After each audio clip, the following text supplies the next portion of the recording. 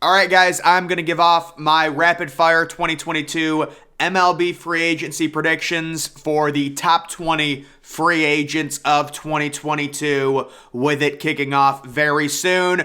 Number 1, Aaron Judge, the soon-to-be AL MVP. I've got him back in New York on an 8-year deal for $340 million.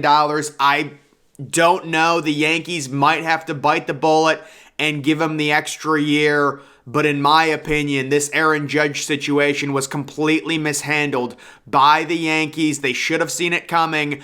I would have honestly offered Aaron Judge a brand new deal after 2017 when he still had like 4 years left in arbitration. Because listen, now you're at the spot where Aaron Judge is 30. He tends to get injured. I know he's been healthy recently, but still, he's a bigger player. Those guys tend to have feet problems. You're on an 8 or 9 year deal. You're paying him $35 million when he's 38, 39. It's just not smart business-wise. And I almost wonder if the Yankees pass on Aaron Judge and go for someone like Trey Turner and then trade Anthony Volpe or Peraza for maybe an elite starting pitcher. I don't know. I think they will re-sign Aaron Judge. There's too much money there. He makes the Yankees too much money. He is the captain. But overall, looking at this contract value and what Aaron Judge projects, at the age of 30, giving him 8 or 9 years, it's a tough situation, and the Yankees should have totally restructured his contract and given him an extra 3 or 4 years back in 2017, similar to what the Atlanta Braves do with a lot of their players who are stuck in arbitration for multiple years. Either way, Aaron Judge, there's been rumors, maybe the Giants are interested.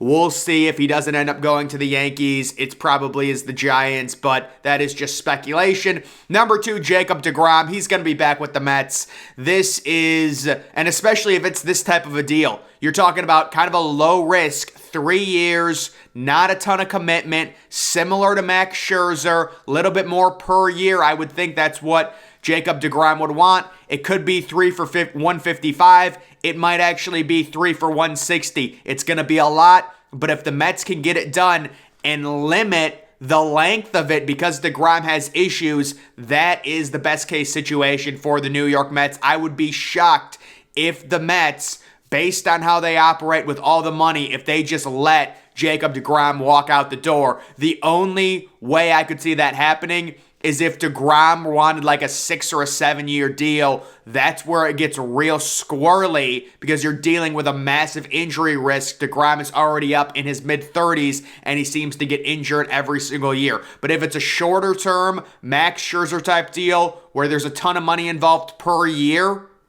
I see the Mets 1,000% keeping deGrom in New York. Number 3, Justin Verlander. So obviously Jacob deGrom, there's been rumors about maybe the Braves. I think the Braves, if they miss on deGrom, they go for Justin Verlander, 2-year deal.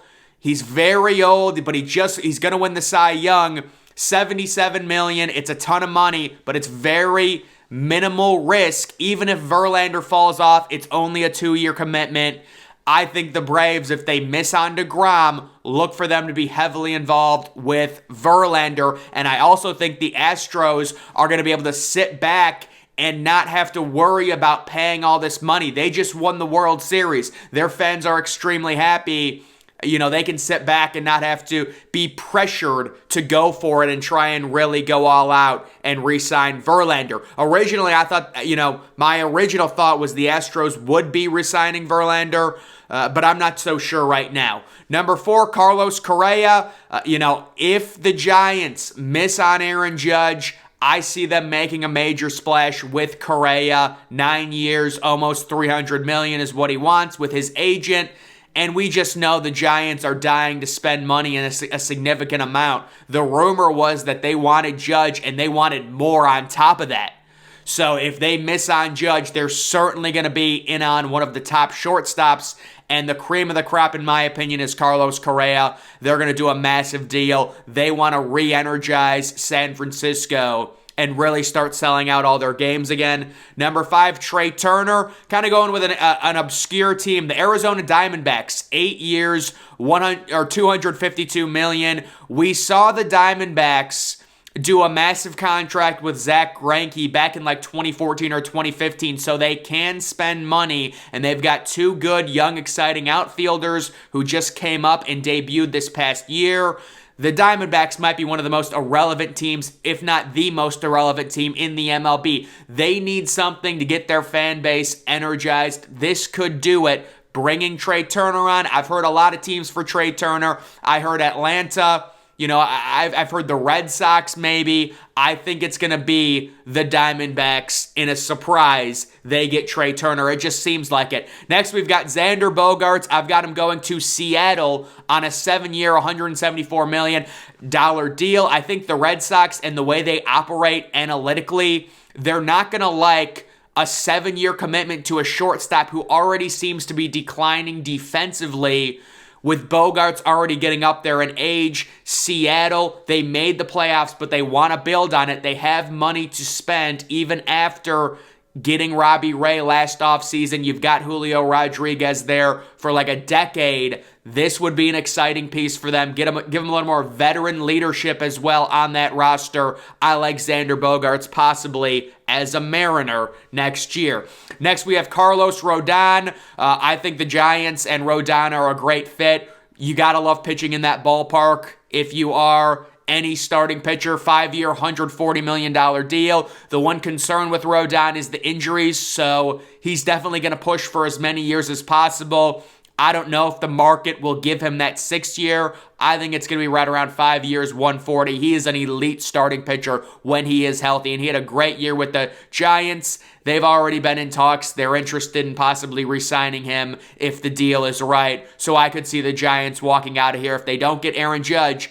2 elite options. You get Rodon back and you get Correa as your shortstop. Dansby Swanson, I think the Braves are going to get him back. Although I will say, the Braves are a really smart front office. It's almost like Dansby Swanson did very good because he's had a few really good years leading right into his free agency. It's almost like you're overpaying for Dansby Swanson. It's like you're overpaying for Aaron Judge too because he just had a year he's probably never going to be able to replicate, but you have to pay him on that year that he's never going to replicate. It's kind of similar to Dansby Swanson, but I do think Dansby Swanson is still going to be a very good shortstop for years to come. I've got the Braves getting maybe a slight hometown discount, whatever, the 6 years, 138 to stay in Atlanta. They want to keep that nucleus together, and they get Dansby Swanson back. Next, we have the Japanese export, Kodai Senga, who I have going to the Cubs. The Cubs have kind of been thought about as the favorite for him,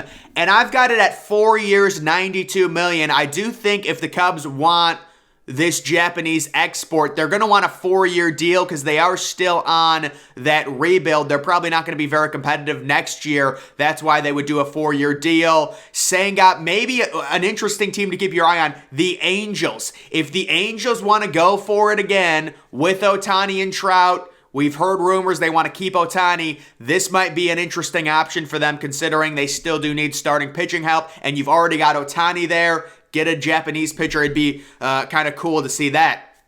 Number 10, Clayton Kershaw getting up there. It's always with Kershaw, either the Rangers or the Dodgers. I've got him go to the Dodgers, back to the Dodgers on a 1-year, $23 million deal. It would be cool to see Clayton Kershaw pitch in a Rangers uniform. A different, I just think it'd be cool, but I think he's going to retire a Dodger at this point. If he wanted to go back home to Texas, he would have done it by now, in my opinion. Next, we have Wilson Contreras taking over for the retiring Yadier Molina, going to the Cardinals on a 4-year, $72 million deal.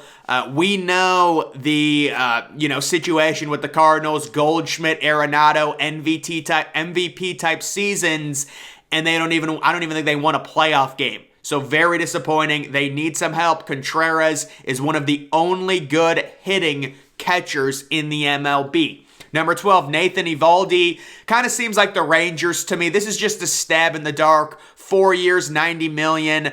With the Red Sox pitching in Fenway, it's always tough, but he really finished the season strong. He is, I would say, a very, very solid number 2 starting pitcher. The Rangers, they're trying to get back. They made the major investment last offseason. Marcus Semien, Corey Seager, now they get some pitching help with Eovaldi. Number 13, Chris Bassett, I have going to the Blue Jays on a 4-year, $67 million deal. Kind of a similar deal, maybe a little less. More of a control pitcher. Wasn't bad last year with the Mets. The Blue Jays bolster their rotation with a solid number 3 pitcher. Number 14, Jameson Taillon. Just seems like it's a Twins-type signing to me, honestly. I would be very surprised if he was back with the Yankees. 4 years, $56 million. I don't know if I would offer that much. Taillon is like a fringe number 3, number 4. He gave the Yankees some quality starts. It is what it is. He's a decent pitcher, and the Twins do need more pitching. Brandon Nimmo. We've heard things about the Rockies with him. This might be Colorado's big splash. They had the major Chris Bryant signing. It hasn't worked out. Now they go and get Nimmo, on-base machine. Playing in Coors, I'm sure he'd put up good numbers. 5 years, $110 million. That is the overall market expectation for him. Andrew Benintendi going back to New York with the Yankees on a 4-year, $52 million deal. I really do think Benintendi fits the Yankees well at the top of their order as maybe a leadoff hitter, maybe batting second. Really good contact guy. He'll hit 290, 300. Had a really good first half with Kansas City and then got traded to the Yankees. Really couldn't find his bearing, got injured, but I do think the Yankees would be interested in bringing him back, and that is very reasonable as a good contact hitter. 4 years, $52 million. It would really balance out their lineup, in my opinion. Jose Abreu going to the Rays. So we've seen teams like the Rays and the Guardians kind of who don't spend money take their shots, and normally what they do is they just buy offense. Jose Abreu, not a defender, he's a first baseman, whatever, but what he does have is legit pop, good average, good OPS. The Rays might go and say, you know what, we can afford him on a 2-year, $30 million deal. They pick and choose these smaller market teams. This is kind of a bolder prediction, but I could see Jose Abreu going to the Rays on a very short deal. I do think Jose Abreu wants a longer-term deal, certainly. The only question is, will the market give it to him? I'm sure he wants a 4-year deal. Next, we've got Anthony Rizzo. Be very surprising based off of what the Yankees have said if they're not able to retain Rizzo. Rizzo had a really good year. He's a great defensive first baseman, a really good OPS. He was helped significantly by the short porch. I mean, he had at least 5 or 6 home runs that would have been pop-outs in any other ballpark, but you'll take it. I mean, if you're playing there, as a lefty bat, that really helps. So I've got him going back on a 3-year, $52 million deal. The leadership, the clubhouse, it all plays into it. I'd be very surprised if Rizzo was anywhere else other than the Yankees. Michael Conforto going to the White Sox on a 3-year contract. So that's what the White Sox need, more injured players. But no, when he's healthy, he is a good player, and I do think the White Sox are going to want to do something to try and energize their team, energize that fan base after that disastrous year they had this past season. And then finally, Kenley Jansen. To me, it's either the Braves or the Dodgers. I guess maybe also, I was kind of thinking maybe the Yankees if they had the money, because they do need, in my opinion, one at least established ultra-elite back-end guy. Kenley Jansen, a veteran, had playoff experience. I've got him, going back to the Dodgers. We'll see if it happens 1 year, $20 million. I do think he will want 2 years. I wonder if he can get that from the market. But those are my top 20 MLB 2022 free agency predictions. Guys, make sure you're following me on Twitter. Link to that's always in the description. I'm, of course, the Depressed Ginger. Thank you for watching.